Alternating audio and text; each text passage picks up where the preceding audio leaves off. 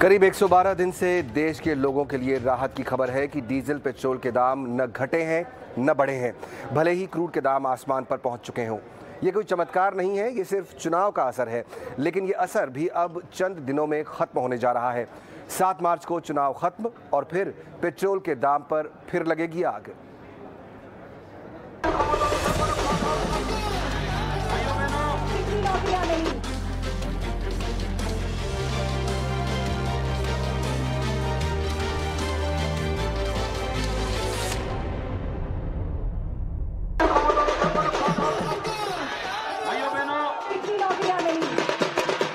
रैलियों, नारों और आरोपों के बीच उलझे 5 राज्यों के चुनाव इस वक्त अपने चरम पर हैं और पेट्रोल डीजल की कीमतें शांत। हालांकि ये कोई इत्तेफाक नहीं है कि जब जब चुनाव होते हैं, सरकारी अधिकार क्षेत्र से बाहर मानी जाने वाली ईंधन की कीमतों का कांटा थम जाता है।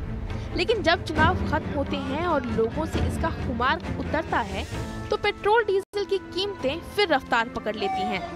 इसकी बानगी हमने पिछले कई चुनावों में देखी है। 2021 में 16 अप्रैल से 3 मई तक 4 राज्यों और 1 केंद्र शासित प्रदेश में चुनाव हुए थे। इसमें सबसे खास था पश्चिम बंगाल का चुनाव। 29 अप्रैल 2021 को पश्चिम बंगाल में चुनाव खत्म हुए थे और 2 मई को नतीजे आए थे। पूरे 18 दिन तक चुनावी दंगल के दौरान पेट्रोल डीजल की कीमतें थमी रहीं। 4 मई से पेट्रोल डीजल की कीमतें बढ़ना शुरू हुई तो सिर्फ हफ्ते भर में ही पेट्रोल ₹1.41 और डीजल ₹1.63 महंगा हो गया। 2020 में 28 अक्टूबर से 7 नवंबर के दौरान बिहार विधानसभा में चुनाव हुए और 10 नवंबर को नतीजे आए। इस दौरान 2 सितंबर से 19 नवंबर के बीच पेट्रोल डीजल के दाम नहीं बदले, लेकिन 20 नवंबर से 7 दिसंबर तक 15 बार दाम बढ़े थे। मतलब तेल कंपनियों ने सिर्फ 18 दिन में 15 बार दाम बढ़ाए। दिल्ली विधानसभा चुनाव के दौरान भी 2020 के शुरुआत में 12 जनवरी से 23 फरवरी तक पेट्रोल डीजल के दाम नहीं बढ़े थे। 2018 में मई के कर्नाटक विधानसभा चुनाव से पहले भी तेल कंपनियों ने लगातार 19 दिनों तक कीमतों में कोई बदलाव नहीं किया, जबकि उस दौरान कच्चे तेल की कीमतें $5 प्रति बैरल बढ़ी थीं। 2017 में 16 जनवरी से 1 अप्रैल तक 5 राज्यों पंजाब, गोवा, उत्तराखंड, उत्तर प्रदेश और मणिपुर में विधानसभा चुनाव हुए थे। इस दौरान देश में तेल कंपनियों ने पेट्रोल डीजल के दाम नहीं बढ़ाए। उस समय तेल कंपनियां हर 15 दिन में कीमतें बदलती थीं।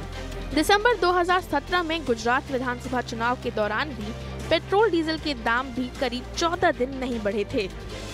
अब ऐसे समय में जब रूस और यूक्रेन में छिड़ी जंग की वजह से क्रूड के दाम $102 के पार चले गए हैं, पेट्रोल डीजल कीमतों को रोके रखना ऑयल मार्केटिंग कंपनियों के लिए भी मुश्किल होगा, क्योंकि $1 दाम बढ़ने से तेल मार्केटिंग कंपनियों को करीब 13,000 करोड़ का घाटा होता है।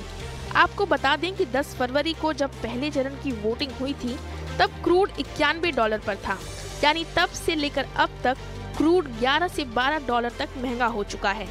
तो इससे आप अंदाजा लगाइए कि आपकी जेब पर कितना बोझ पड़ने वाला है। ब्यूरो रिपोर्ट, ET Now स्वदेश। तो देखना होगा कि चुनाव के बाद किस तरह से तेल और पेट्रोल के दाम बढ़ते हैं और उसके बाद कितना असर पड़ेगा आपकी जेब पर। फिलहाल हमारी इस खास पेशकश में इतना ही। पूरी टीम को दीजिए इजाजत। नमस्कार।